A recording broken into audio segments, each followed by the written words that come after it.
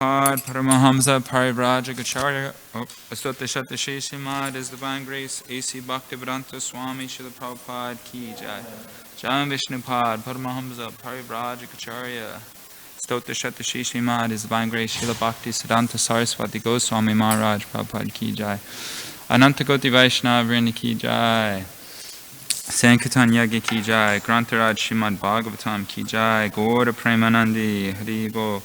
All gloriously assembled devotees, all gloriously assembled devotees, all gloriously assembled devotees, all glorious to the lotus feet of Sri Guru and Gauranga. My mask broke when I was doing that. Anyways, I'll try to figure it out.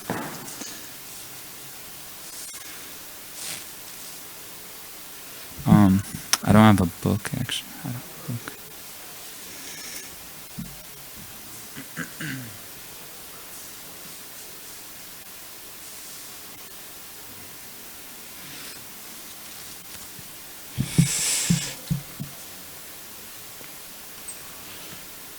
Okay. Om Namo Bhagavate Vasudevaya.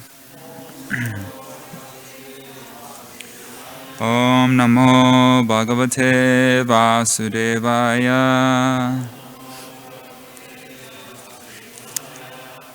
Om Namo Bhagavate Vasudevaya. Okay, so reading from Srimad Bhagavatam, Canto 2, Chapter 6, entitled Purusha Sukta Confirmed. So there's a few texts that I'm going to read because most of them have, one second, three of them have very short purports. So I'm going to read text 2, 3, 4, and 5 by myself, and then we'll chant 6 together. Sorry if my mask is coming off, it broke when I was just chanting. Okay. So this is text 4. Okay, should I take the mask off?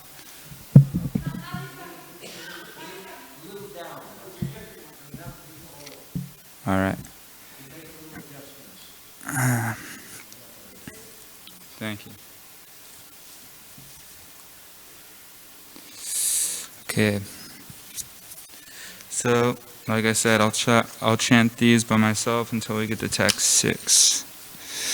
Sarvasunam chavayoscha tanase pramayane ashvinor oshadinam cha gorano moda pramodayoho. His 2 nostrils are the generating centers of our breathing and of all other airs. His smelling powers generate the Ashvini Kumar demigods and all kinds of medicinal herbs, and his breathing energies produce different kinds of fragrance. Rupanam tejasam chakshur diva suryasya takshini karnaudisham chatirtanam shotram akasha shabdayoho. His eyes are the generating centers of all kinds of forms, and they glitter and illuminate. His eyeballs are like the sun and the heavenly planets.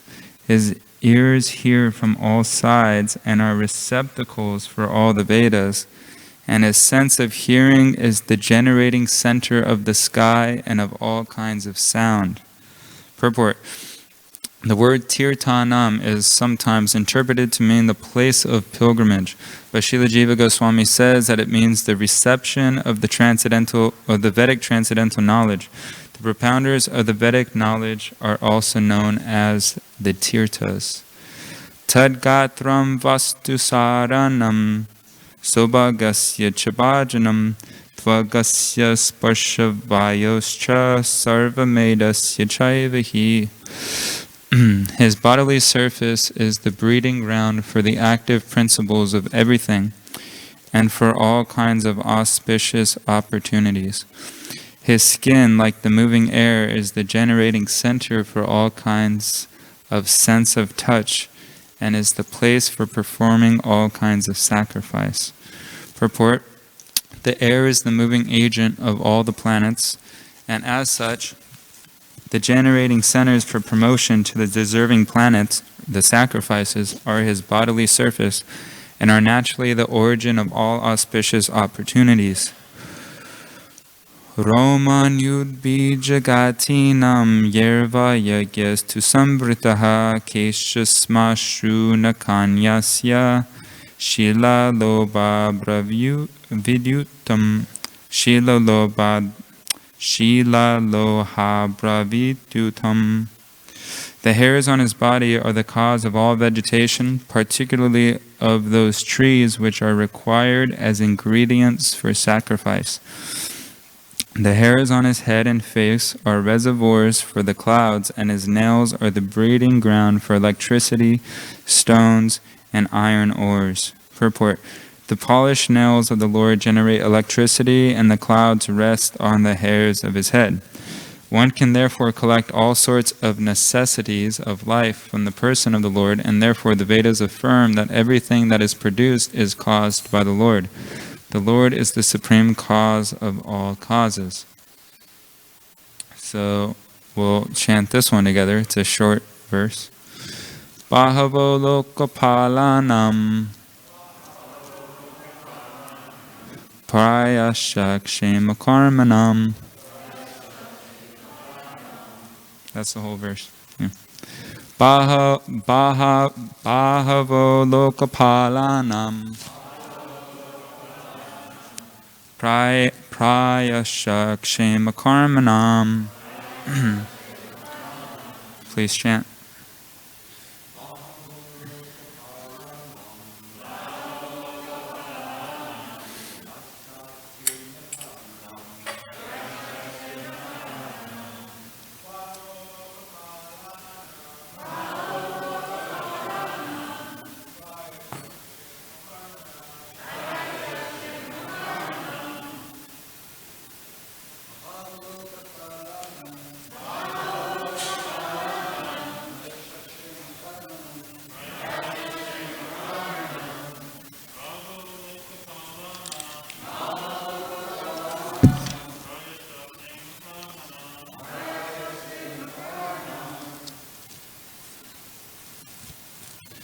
Mataji's.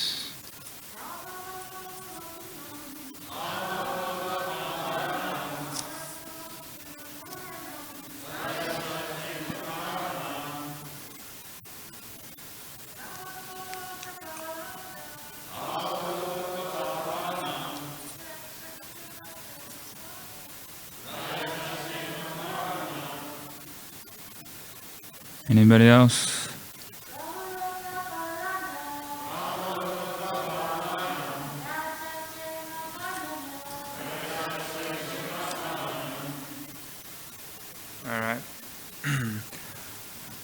Bahavaha. Arms. Lokapalanam. Of the governing deities of the planets, the demigods. Prayashaha. Almost always. Kshema karmanam. Of those who are leaders and protectors of the general mass. All right, translation. The Lord's arms are the productive fields for the great demigods and other leaders of the living entities who protect the general mass. Purport. This important verse of Srimad Bhagavatam is corroborated and nicely explained in the Bhagavad Gita, chapter 10, text 41 and 42 as follows. Yadya vibhutimat sattvam Srimad orjatam eva va tat eva vagacha tvam mama tejo masham sambhavam atava bahunaitena kim gyatenam tavarjuna vishtabhyaham idam krishnam ekam shena stito jagat. There are many powerful kings, leaders, learned scholars, scientists, artists, engineers, inventors, excavators, archaeologists, industrialists, politicians, economists, business magnates, and many more powerful deities or demigods like Brahma, Shiva, Indra, Chandra, Surya, Varuna, and Marut, who are all protecting the interest of the universal affairs of maintenance in different positions, and all of them are different powerful parts and parcels of the Supreme Lord. The Supreme Lord Sri Krishna is the father of all living entities who are placed in different high and low positions according to their desires or aspirations. Some of them, as particularly mentioned above, are specifically endowed with powers by the will of the Lord. A sane person must know for certain that a living being, however powerful he may be, is neither absolute nor independent. All living beings must accept the origin of their specific power as mentioned in this verse, and if they act accordingly, then simply by discharging their respective occupational duties, they can achieve the highest perfection of life, namely eternal life, complete knowledge, and inexhaustible blessings. As long as the powerful men of the world do not accept the origin of their respective powers, namely the Supreme Personality of Godhead, the actions of Maya illusion will continue to act. The actions of Maya are such that a powerful person, misled by the illusory material energy, wrongly accepts himself as all in all and does not develop God consciousness. As such, the false sense of egoism, namely myself and mine, has become overly prominent in the world, and there is a hard struggle for existence in human society. The intelligent class of men, therefore, must admit the Lord as the ultimate source of all energies, and thus pay tribute to the Lord for his good blessings. Simply by accepting the Lord as the supreme proprietor of everything, since he is actually so, one can achieve the highest perfection of life. Whatever a person may be in the estimation of the social order of things, if a person tries to reciprocate a feeling of love towards the Supreme Personality of Godhead and is satisfied with the blessings of the Lord, he will at once feel the highest peace of mind for which he is hankering life after life. Peace of mind, or in other words, the healthy state of mind, can be achieved only when the mind is situated in the transcendental loving service of the Lord. The parts and parcels of the Lord are endowed with specific powers for rendering service unto the Lord, just as a big business magnate's sons are empowered with specific powers of administration. The obedient son of the Father never goes against the will of the Father, and therefore passes life very peacefully in concurrence with the head of the family, the Father. Similarly, the Lord being the Father, all living entities should and satisfactorily discharge the duty and will of the Father as faithful sons. This very mentality will at once bring peace and prosperity to human society.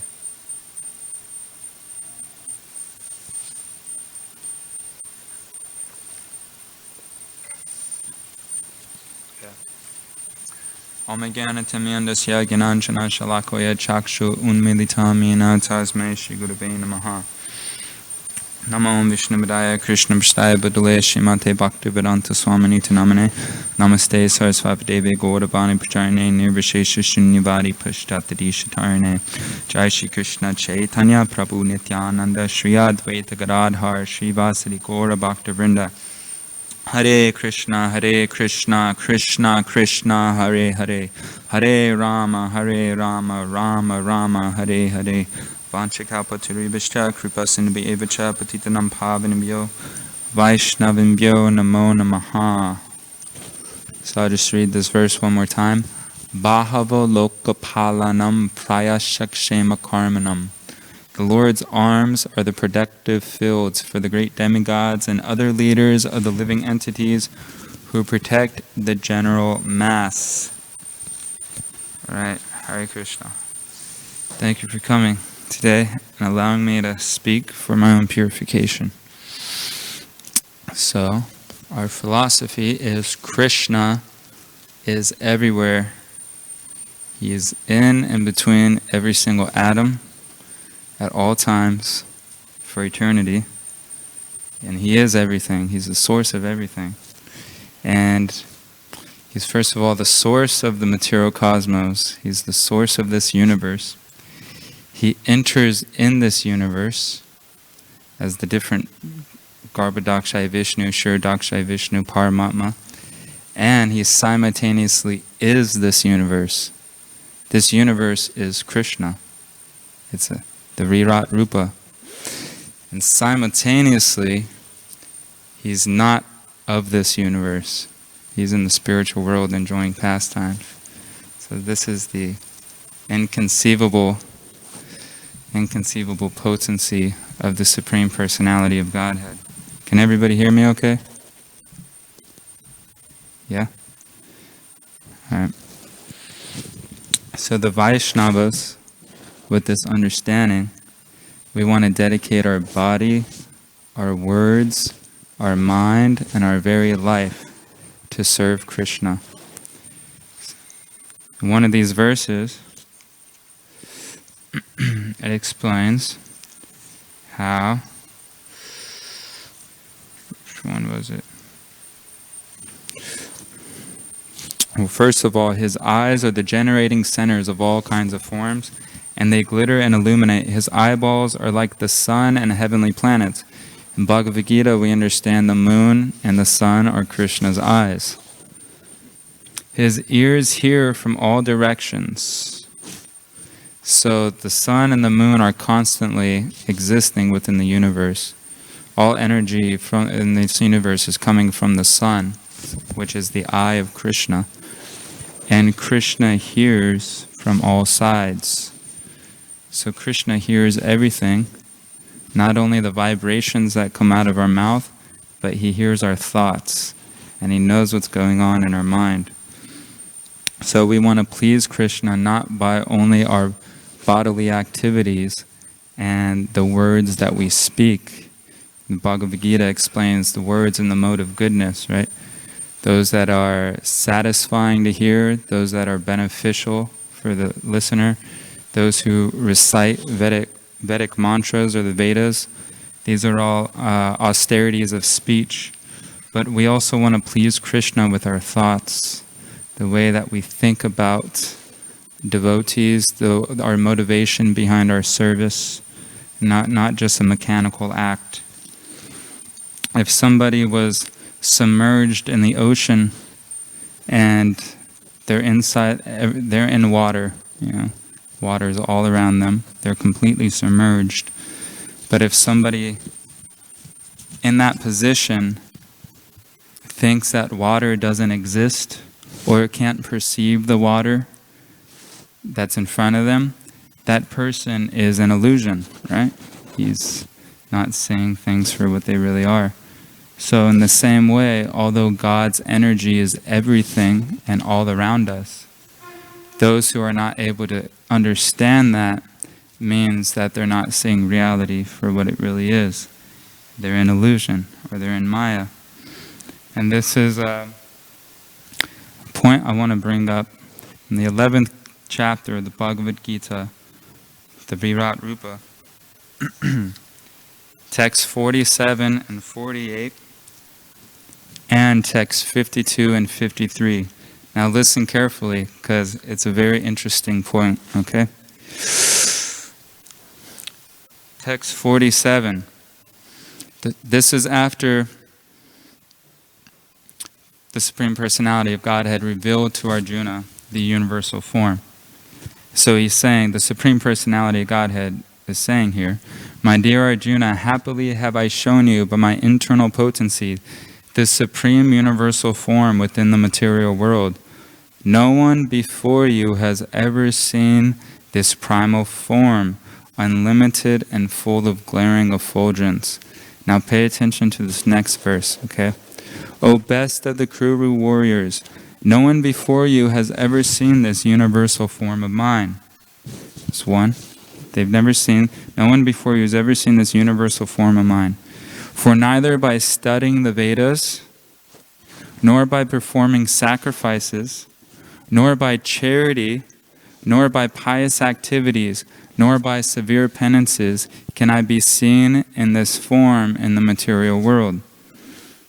And then in the next few verses, Arjuna is asking, can you please reveal yourself in your personal form again? I want to see that form of yours. So, after the Supreme Personality of Godhead reveals his personal form, his four-arm form, then his two-arm form, this is text 52. The Supreme Personality of Godhead said, "My dear Arjuna, this form of mine you are now seeing is very difficult to behold. Even the demigods are seeking the opportunity to see this form, which is so dear. The form you are seeing with your transcendental eyes cannot be understood simply by studying the Vedas, nor by undergoing serious penances, nor by charity, nor by worship. It is not by these means that one can see me as I am." Sounds like the same verse that we just read a few verses ago, right?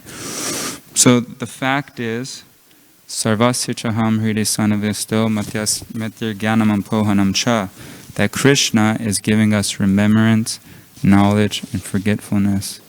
So it's not by the living entity's own power that we can actually remember and think of Krishna.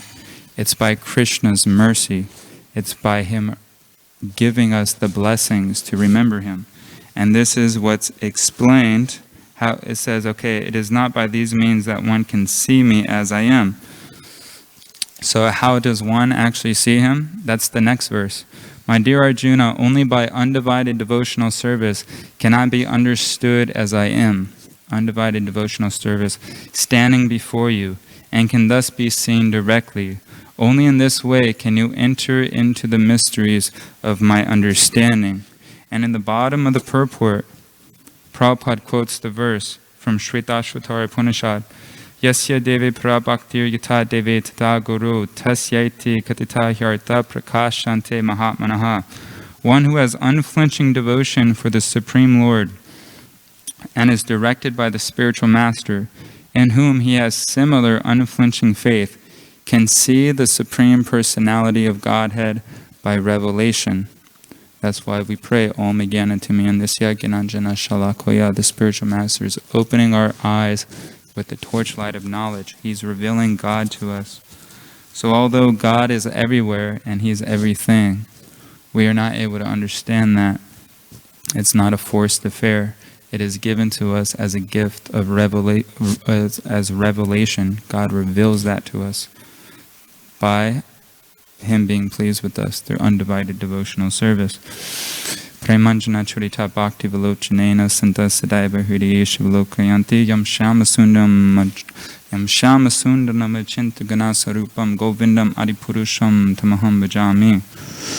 That the devotee who is filled with this with bhakti, with devotion, at least he's trying his best to actually please the Lord with his motivations and his thoughts, Krishna will give that person revelation proportionately according to how that person comes to Krishna, approaches Krishna. Hayagriva Prabhu, he was one of the first devotees that met Srila Prabhupada in 1966. Prabhupada was walking down the street in New York. Hayagriva Prabhu saw an old Indian gentleman with robes on. So he approached him and he asked him, "Sir, are you from India?" And Prabhupada said, "Yeah, I'm from India. Are you interested in India?" And this way, Prabhupada invited him. He said, "Please come to my Bhagavad Gita lectures. I'm going to speak on Bhagavad Gita." So after a few months, Hayagriva Prabhu was coming. He started chanting japa and started following Srila Prabhupada's program that he had in New York in the early days. Then after 3 months, Hayagriva Prabhu heard about the universal form from Prabhupada's classes. He heard about so much, different philosophy. He comes up to Prabhupada after 3 months and he says, "I don't understand. I've been chanting japa Hare Krishna for 3 months and I still haven't been able to see the universal form like Arjuna was able to see." and he was expecting some sort of psychedelic experience. That's how he actually said it. I'm not able to see the psychedelic universal form that Arjuna was able to see. And Prabhupada explained to him that our Krishna, in the beginning of the chapter, was explaining in chapter 11 in the Bhagavad Gita how Arjuna had to have proper qualification. He had to have divine eyes. And Prabhupada asked Hayagriva, do you think that you're qualified? Arjuna was a pure devotee. Do you think that you're a pure devotee? Are you qualified to see the universal form? And the way that Prabhupada preached to him, Hayagriva Prabhu kind of felt silly afterwards for asking that question. And he realized through Prabhupada's enlightening words that the devotees are actually not after a mystical or psychedelic experience. The devotee is after a lifetime of dedication and devotion. And if a mystic experience does happen in the life of a devotee, and that's Krishna's mercy, but we're not attached to that. We're actually attached to the service, to pleasing the Supreme Personality of Godhead. That's the whole purpose of this Hare Krishna movement, is to become pure lovers of God. That's the purpose behind all our activity. And although we respect different traditions, any bona fide religion and tradition, we can appreciate they have many great saints in different traditions. We can see in this day and age that the Hare Krishna movement is the most pure movement. What other tradition nowadays are people waking up every day, 4 a.m, chanting God's names for at least 2 hours on japa, singing God's glories every single day, reading from the scriptures, and then dedicating the rest of their day to serving God. And on top of all that, no meat eating, no illicit sex, no intoxication, no gambling. There's nowhere else that you'll actually find that. That's the purity and the power of this our specific sampradaya and this tradition. So our goal is to actually become pure saints, walking saints. And this text 3 explains how, the purport explains how the word Tirtanam is sometimes interpreted to mean the places of pilgrimage. But Srila Jiva Goswami says it means the reception of the Vedic transcendental knowledge. And then he says the propounders of the Vedic knowledge are also known as Tirtas. So to the degree that we become pure ourselves, we become Tirtas. We become like walking holy places, and we're able to be used as an instrument to give God to others. And we have access to the topmost knowledge. We are given this understanding in this section of the Srimad Bhagavatam, how to see God through His material creation, to be God conscious at every single moment. And in other places of Bhagavatam, it actually describes the personal form of Krishna. Again, there's no other tradition that explains how God actually looks like, where He lives, what His activities are. And then also, in one of these verses, it's describing how the hairs on His head and face are reservoirs for the clouds, and His nails are the breeding ground of electricity and stones. So whenever you flick on the light switch, you could think of Krishna's nails, how He holds His flute.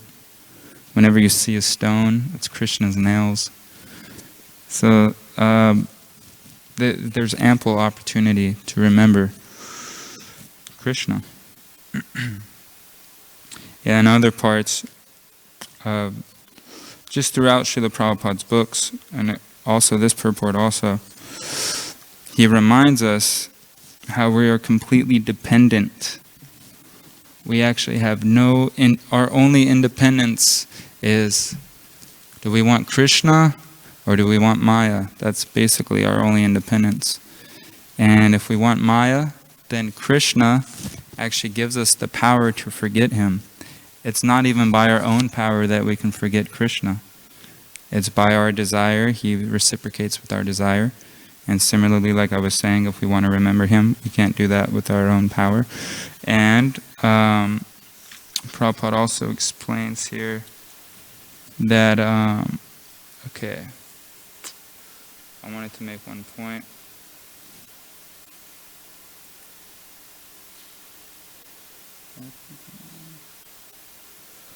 Okay, I can't find it in the purport because it's a long purport and it's not paragraph.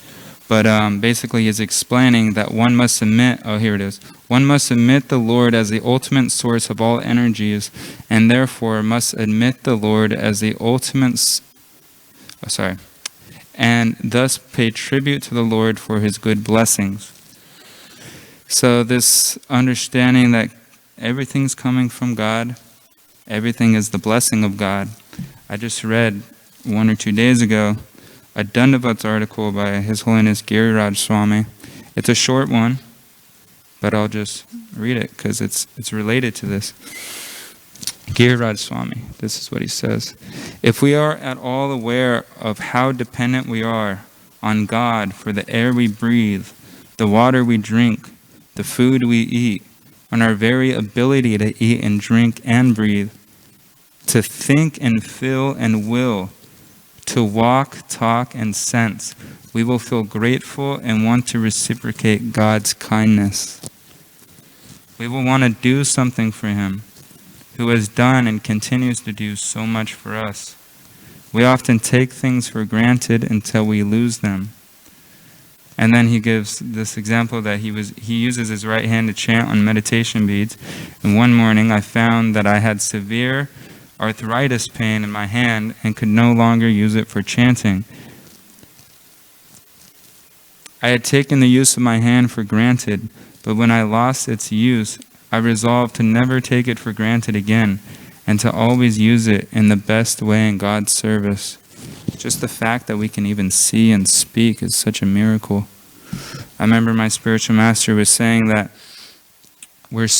there's miracles that happen every single moment. Everything's a miracle of God.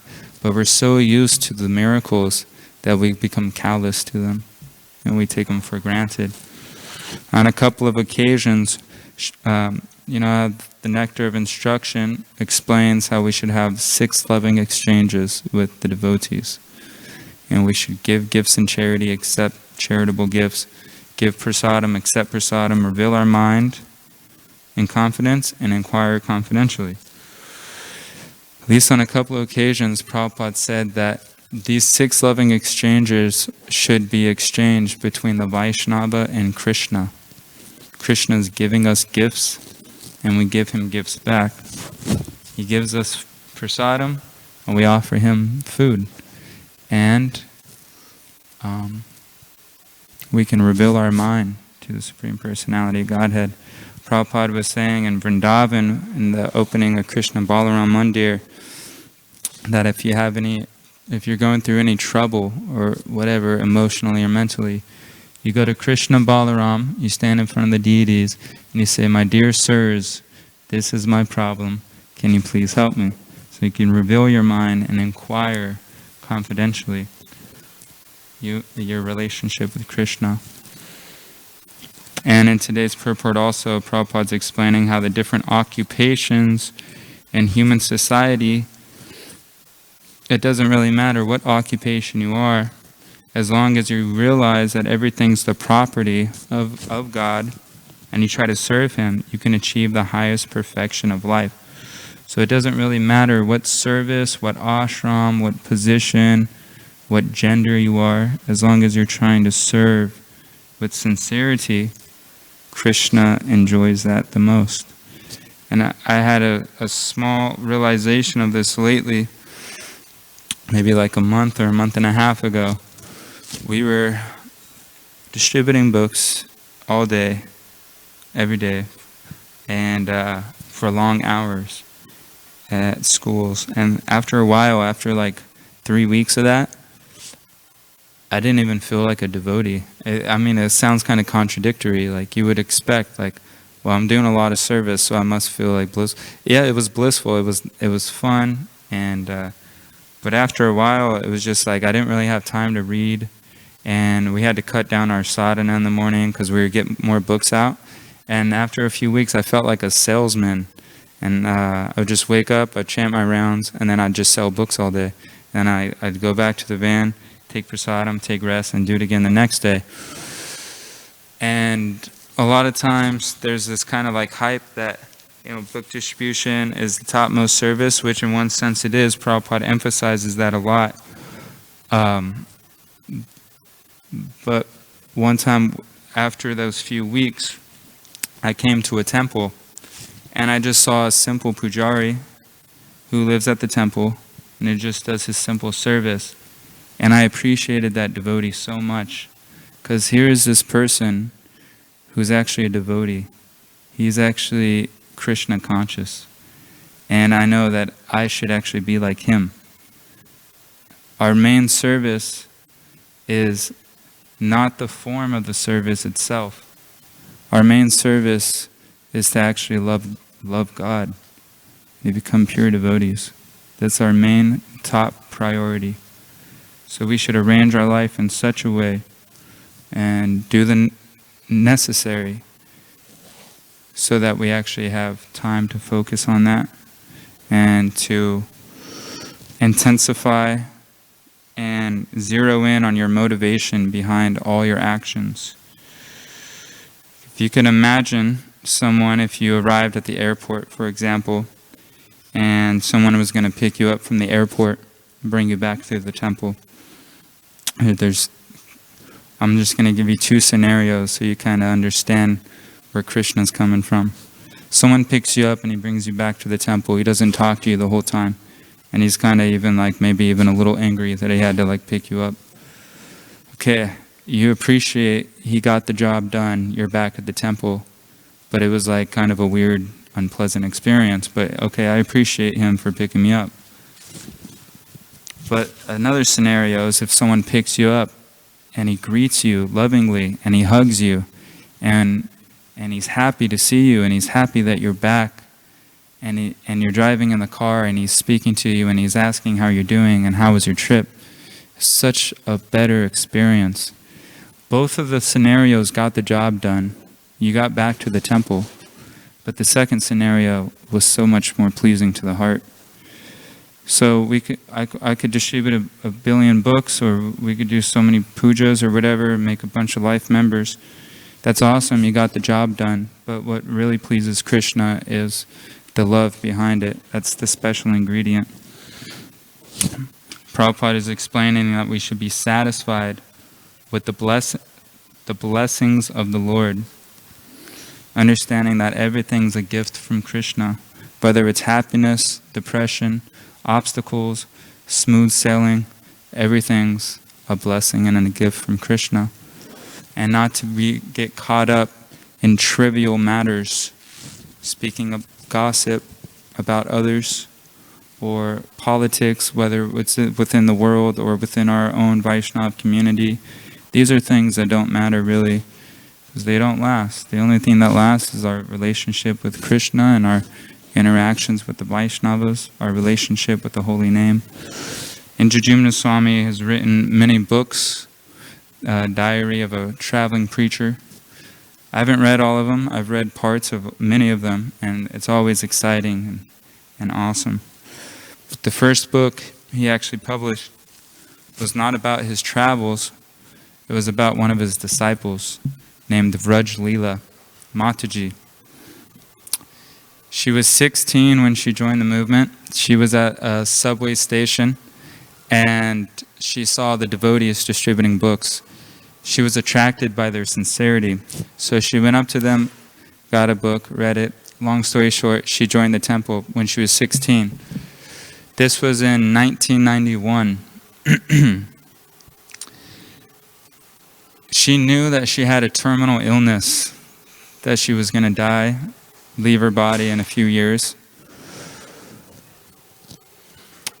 Within a few years, within 1 year or something, she went out for traveling Sankirtan with some of the other Matajis at the temple. She enjoyed that service, but her health was declining, so she couldn't travel so much anymore. She came back to the temple and her health declined even more. So she asked her spiritual master, in Jajumna Swami Maharaj, that if she can leave her body in Vrindavan. So they made the proper arrangements. She went to Vrindavan. And she stayed there probably for about a year or something.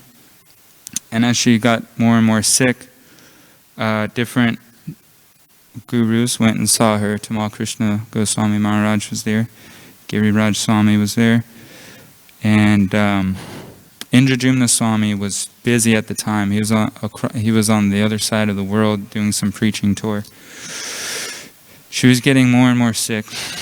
And she was, at one point, had to just lay in a bed. She couldn't really move.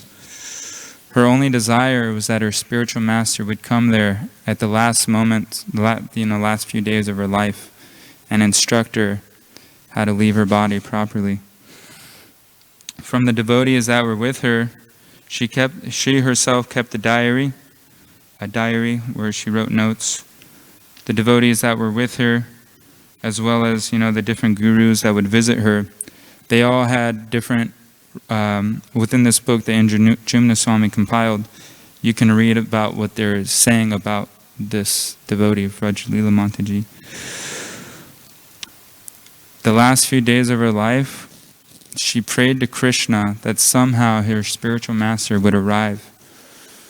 Tamal Krishna Goswami, as well as Giriraj Swami, called Maharaj, Indrajumna Maharaj, and said, "You have to be here.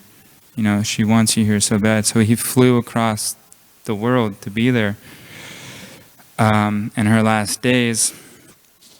And she left her body with him chanting in her ear.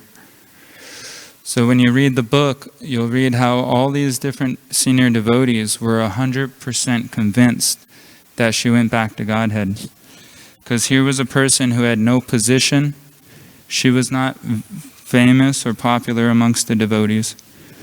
She didn't really have a super high service, or she wasn't like a big preacher or anything like that. She was just a sincere, dedicated soul who was very sold out to her spiritual master and Srila Prabhupada. And she writes in her diary that devotees, they pray for different things. Some devotees may pray for empowerment. Some may pray to distribute a lot of books. Some may pray for, a nice husband or a nice wife or whatever, or how to get free from suffering. But I'm simply concerned, my prayer is simply, Krishna, please allow me to love you more and more. And this is an example of someone who didn't get caught up in trivial matters, who didn't get distracted from the little things that don't matter, but who was focused on the goal, our main service, of becoming Krishna conscious and becoming pure lovers of God. So that's all I have to say, because it's past time. Does anybody have any questions? Yes, Maharaj.